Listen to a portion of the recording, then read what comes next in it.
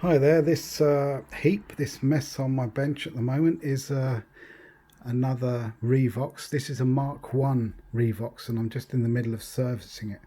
It's on its back because on its back I can reveal the cards that need to be adjusted. If you turn one of these on its back, you are confronted with a panel like this, and it tells you everything to adjust there, so you can adjust everything in peace, and the trimmers are actually there. Now this Mk1 is really nice. It's sound quality wise, it's the same as all the other Revoxes. They hardly changed at all electronically. The heads are all the same, the electronics, the cards are the same, the layout's the same. They just sort of tweaked a few things in the later ones, but I don't think the sound quality is any better really on the Mark IV, which is the last A77, compared to the Mk1, which is this one. And this is a very first A77 that came out. Now the main difference, apart from cosmetics, is on this one you notice it's got black meters, and the black meters don't have little dots in there, because the silver meters have little dots, red dots there, which light up when you record. This has got no indication of recording. The other thing is these meters aren't lit up. Normally there would be a bulb in between these meters here, and both meters would be lit up through that bulb. In fact, I've got a Mark III here.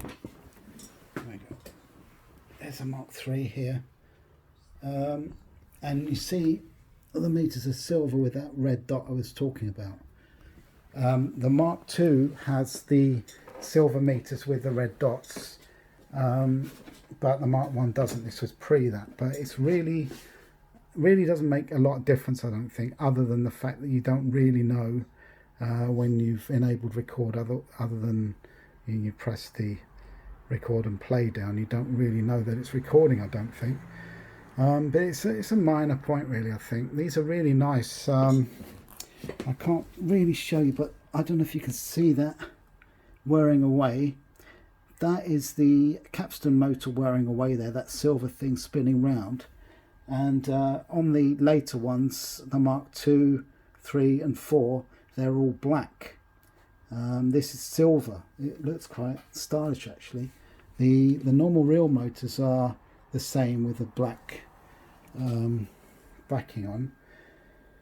They're really well made, these things actually. You know, you can see the chassis there is, I think that's aluminium, solid aluminium.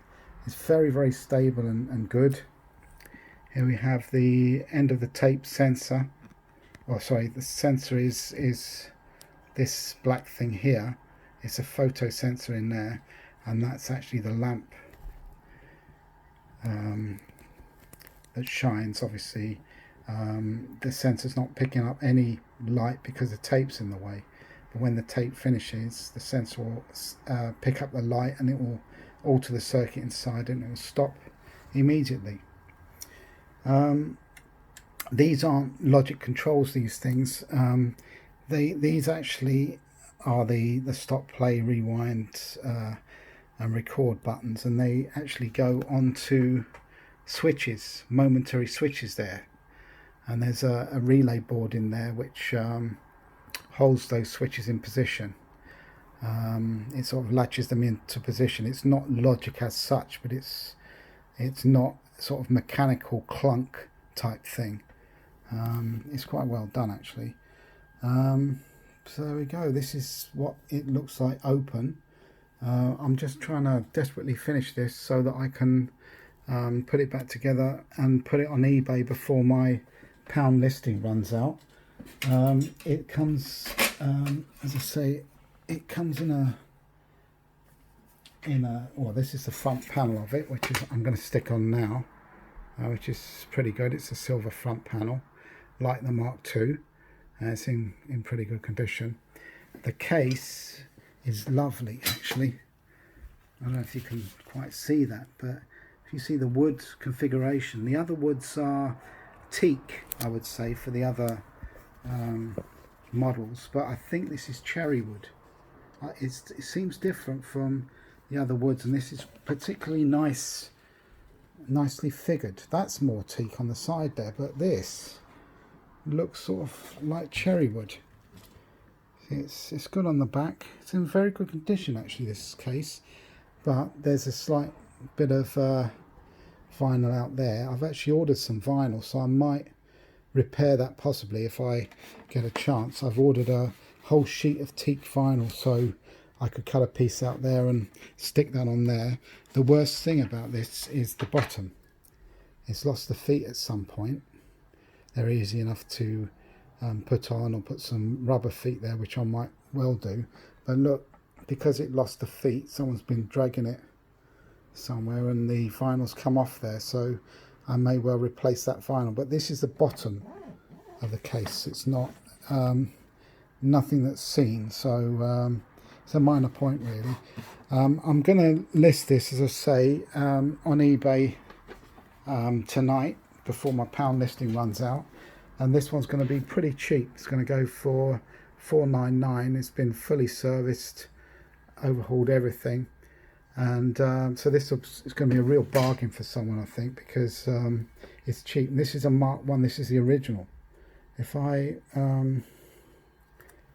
pull the tape out of the way here, you can see the heads are really good actually, considering this was a Mk1. This came out probably in 73, I would think. The heads are really good condition, so this is a very good one. It's got some very crackly pots and switches at the moment, so I need to clean all them. And yeah, adjusting it. I'm in the middle of adjusting it right now. I've got both sides working equally, so I just put what I'm playing on here so you can hear it.